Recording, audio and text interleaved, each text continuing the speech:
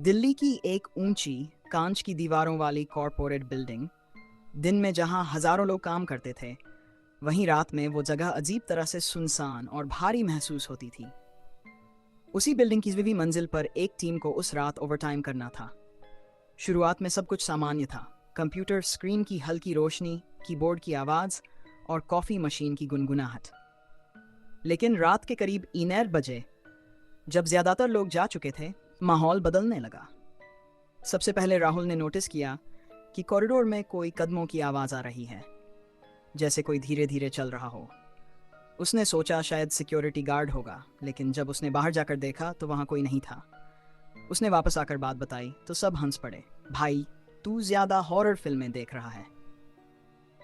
कुछ देर बाद नेहा की स्क्रीन अपने आप एनएफ होने लगी। उसने सिस्टम रिस्टार्ट किया, लेकिन अचानक स्क्रीन पर कुछ सेकंड के लिए एक अजीब सा चेहरा दिखा, सफेद, बिना आंखों के, और फिर सब नॉर्मल हो गया। अब हंसी थोड़ी कम हो गई थी।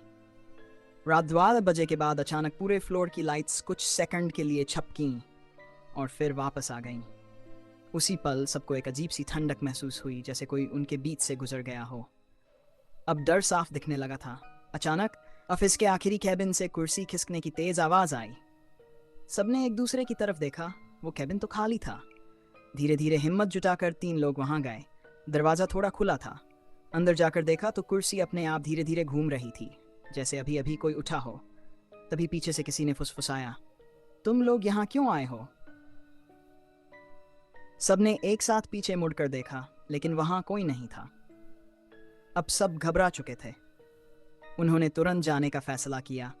जैसे ही वो लोग लिफ्ट की तरफ बढ़े, लिफ्ट अपने आप खुल गई। अंदर अंधेरा था। उन्होंने सीढ़ियों से जाने का सोचा। जैसे ही वो सीढ़ियों की ओर बढ़े, पीछे ऑफिस का मेन दरवाजा जोर से बंद हो गया। अब वो फंस चुके थे। सीढ़ियों में नीचे उतरते हुए उन्हें हर फ्लोर पर कुछ अजीब दिखाई देने लगा।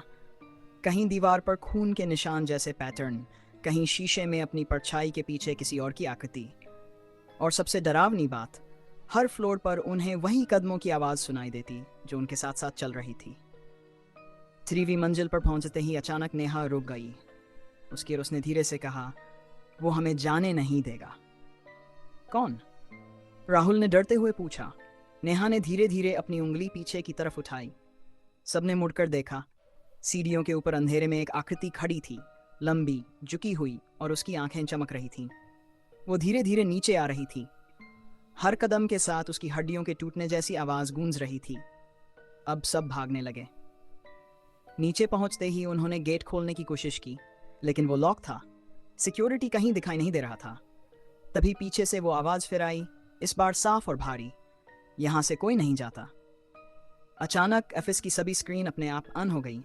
हर स्क्रीन पर वही चेहरा दिख रहा था, सफेद, बिना आंखों के, और फिर एक एक करके स्क्रीन फटने लगी। नेहा जोर से चीखी और उसी पल वो आकृति उनके बिल्कुल पास आ गई। अगली सुबह जब स्टाफ ऑफिस पहुंचा तो 7वीं मंजिल पूरी तरह खाली थी। कंप्यूटर टूटे हुए थे, कुर्सियां बिखरी हुई थीं, लेकिन वहां काम करने वाले वो 5 लोग कहीं नहीं मिले। सिर्फ एक चीज मिली, दीवार पर उकेरा हुआ एक संदेश, अब ये भी हमारे साथ हैं।